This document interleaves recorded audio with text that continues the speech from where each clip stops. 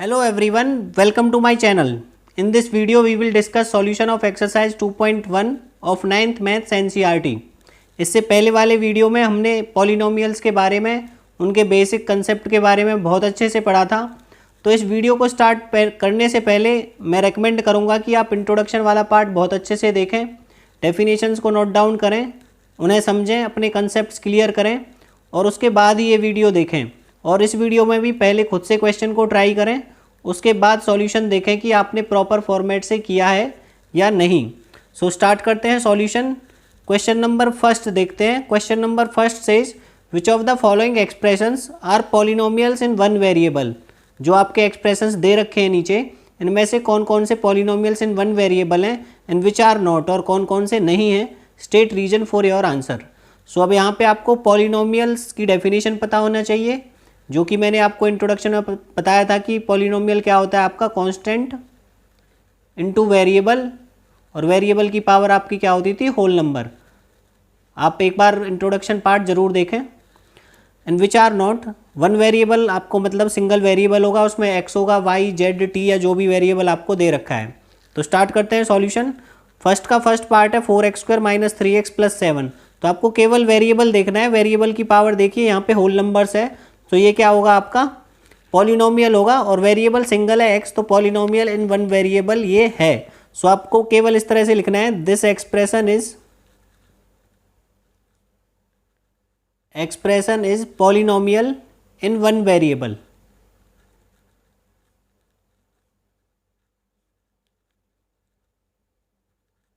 Clear. Reason आप लिखना चाहते हैं, here powers of variables are whole numbers.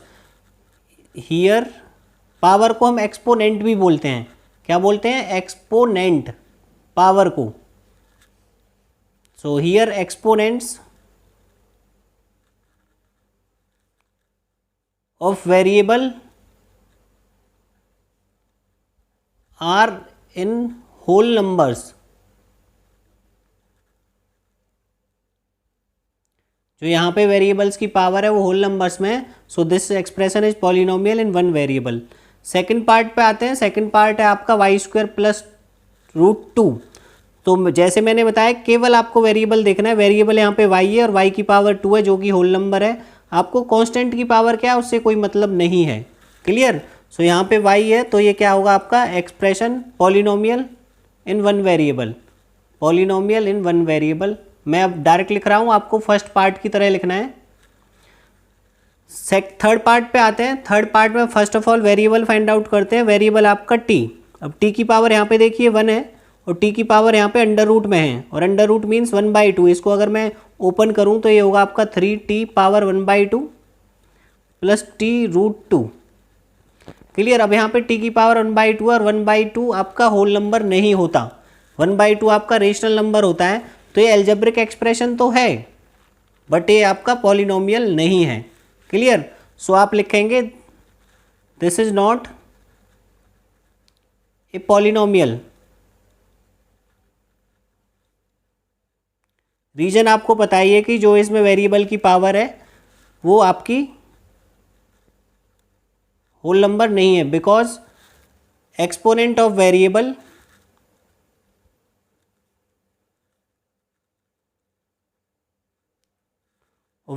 Is 1/2 which is not a whole number. Clear. Exponent की जो पावर है वो 1/2 है, जो कि होल नंबर नहीं होती। इस वजह से ये आपका पॉलिनोमियल नहीं है। क्लियर। नेक्स्ट देखते हैं y + 2/y। अब देखिए, आपको जनरल देखेंगे तो आप बोलेंगे y की पावर यहाँ पे भी 1 है, यहाँ पे भी 1 है, बट जो एक्चुअल में पॉलिनोमियल की स्टैंडर्ड फॉर्म होती है उसमें आपका वेरिएबल ऊपर होना चाहिए। तो यहाँ पे आप लिखेंगे y + 2y पावर -1, और यहाँ पे पावर क्या हो गई आपकी, नेगेटिव हो गई। पावर नेगेटिव हो गई, दैट मीन्स वो होल नंबर नहीं है, और होल नंबर नहीं है तो वो पॉलिनोमियल नहीं है। तो बिल्कुल सेम रीजन लिखेंगे आप। यहाँ पे power exponent of variable is -1 which is not a whole number, so this is not a polynomial. फिर आते हैं आपका नेक्स्ट पे x10। वेरिएबल फाइंड आउट करते हैं, x है, y है और t, तीनों वेरिएबल हैं, और पावर्स भी आपकी क्या है, होल नंबर्स हैं। सो ये आपका पॉलिनोमियल इन 1 वेरिएबल ना होके पॉलिनोमियल इन 3 वेरिएबल है। It is polynomial in 3 variable.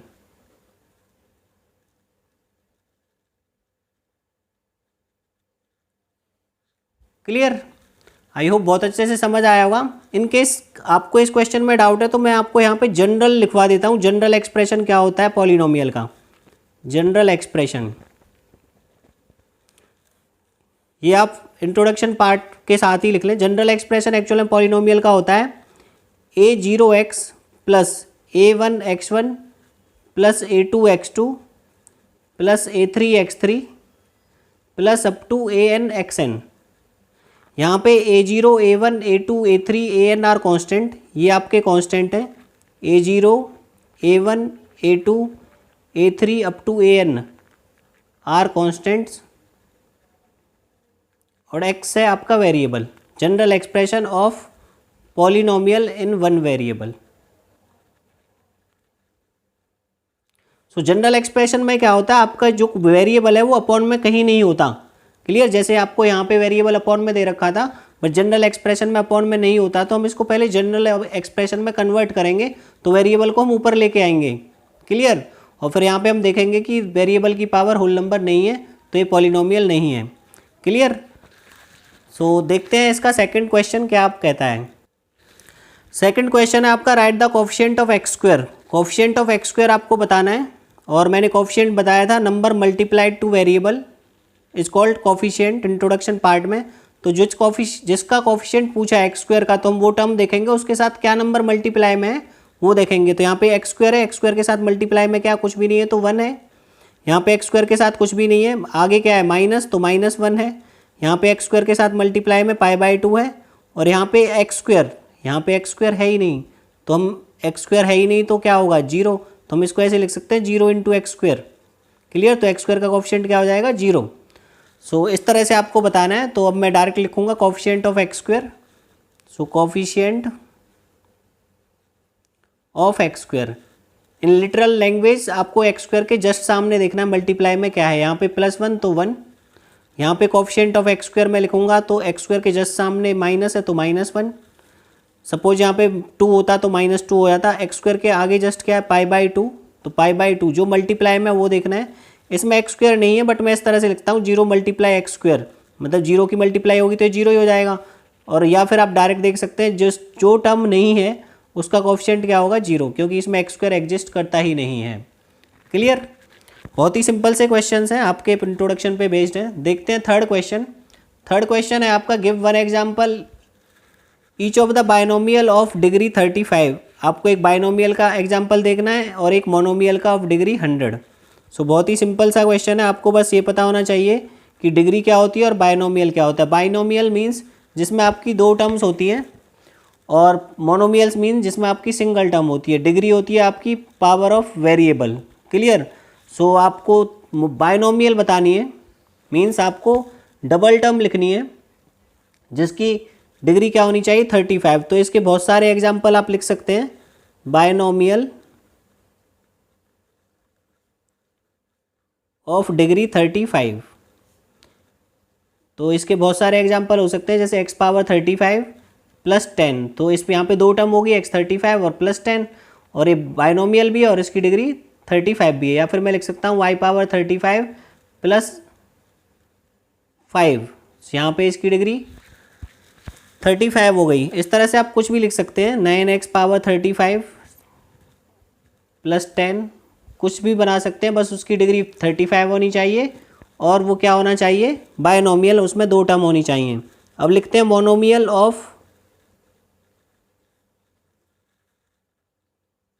Of degree 100 means उसकी पावर क्या होनी चाहिए वेरिएबल की 100 और उसमें कितनी टर्म होनी चाहिए मोनोमियल्स मीन्स सिंगल टर्म। तो मोनोमियल के लिए आप x⁴ भी लिख सकते हैं, 2x⁴ लिख सकते हैं, 5y⁴ लिख सकते हैं। मीन्स इसमें सिंगल टर्म होगी और उसकी डिग्री क्या होगी 100। Degree means power. क्लियर? सो इसी पे बेस्ड है आपका next question in which you have asked right the degree of the following. आपको डिग्री बतानी है तो डिग्री के लिए क्या देखना है आपको वेरिएबल और वेरिएबल की हाईएस्ट पावर। सो देखते हैं। फर्स्ट पार्ट है 5x³ + 4x² + 7x। तो वेरिएबल है आपका x और x की हाईएस्ट पावर है 3। तो इसकी डिग्री क्या होगी आपकी 3। क्लियर। यहाँ पे आपका वेरिएबल है y की पावर 2 है हाईएस्ट, तो डिग्री क्या होगी आपकी 2। यहाँ पे आपका t वेरिएबल है, t की पावर कुछ नहीं है तो 1 माना जाता है, तो यहाँ पे आपकी डिग्री क्या हो गई 1। फिर है 3 आपका क्या है कांस्टेंट पॉलिनोमियल है, और कांस्टेंट पॉलिनोमियल की मैंने आपको इंट्रोडक्शन पार्ट में डिग्री बताई थी 0, तो इसकी डिग्री होगी 0। इसका रीजन भी बताया था वहाँ पे। जैसे 3 है, इसके साथ वेरिएबल नहीं है तो मैं इसको ऐसे लिखता हूँ 3 × 1, और 1 को मैं ऐसे लिखता हूँ 3 × x⁻0, क्योंकि x⁻0 की वैल्यू क्या होगी 1, तो x की डिग्री यहाँ पे क्या हुई 0।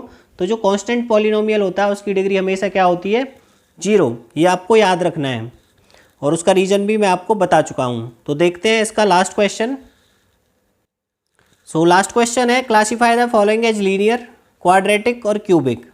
लीनियर, क्वाड्रेटिक और क्यूबिक में आपको क्लासीफाई करना है। इनका आपको पता ही है, लीनियर होता है आपका जिसकी डिग्री 1 हो, क्वाड्रेटिक जिसकी डिग्री 2 हो, और क्यूबिक पॉलिनोमियल जिसकी डिग्री 3 हो। और डिग्री आपको पता है जो आपने अभी 4th क्वेश्चन में किया था। तो फर्स्ट ऑफ ऑल आप वेरिएबल देखेंगे, उसकी डिग्री देखेंगे और उसके अकॉर्डिंग बताएंगे लीनियर, क्वाड्रेटिक या क्यूबिक। तो स्टार्ट करते हैं। फर्स्ट पार्ट है आपका x² + x, यहाँ पे 1 2, तो हाई डिग्री होती है highest power of variable. Highest power of variable यहाँ पे 2 है, तो ये क्या होगा डिग्री 2 है तो क्वाड्रेटिक पॉलिनोमियल। क्लियर। तो आप यहाँ पे लिखोगे हियर डिग्री इज 2,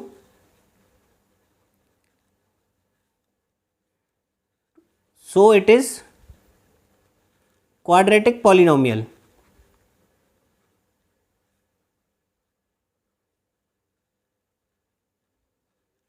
क्लियर। फिर आते हैं नेक्स्ट पे, यहाँ पे x है तो x की पावर 1, यहाँ पे 3 है, तो ये क्या होगा आपका क्यूबिक पॉलिनोमियल, क्योंकि यहाँ पे डिग्री क्या आपकी 3 है। सो आपको फर्स्ट क्वेश्चन टाइप की तरह ही लिखना है, इसके क्वेश्चन की तरह।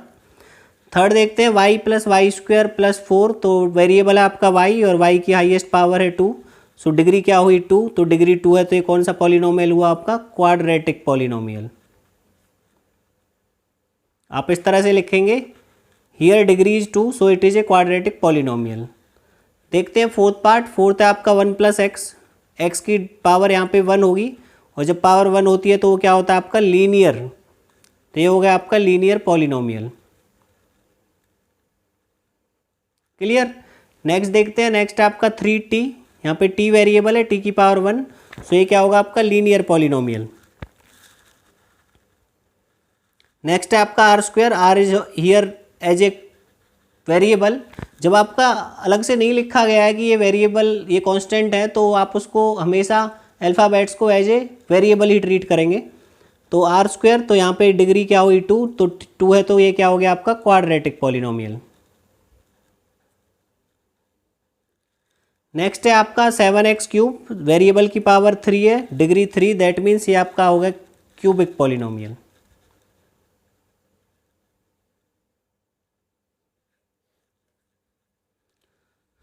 सो I hope and I am very much sure also कि आपको बहुत अच्छे से समझ आया होगा, और इसी के साथ आपकी एक्सरसाइज एंड होती है। आपको कोई भी डाउट है तो आप कमेंट सेक्शन में लिख सकते हैं, और आपके जो भी फ्रेंड सर्कल में 9th क्लास में है या रिलेटिव्स में जो 9th में, उनके साथ चैनल को ज़रूर शेयर करें, सो दैट वो भी कंसेप्चुअल स्टडी कर सकें। चाहता तो मैं आपको एक्सरसाइज डायरेक्ट करा सकता था, वो एक रट्टा मारने वाली बात होती, बट मैं नहीं चाहता कि आप रट्टा मारें।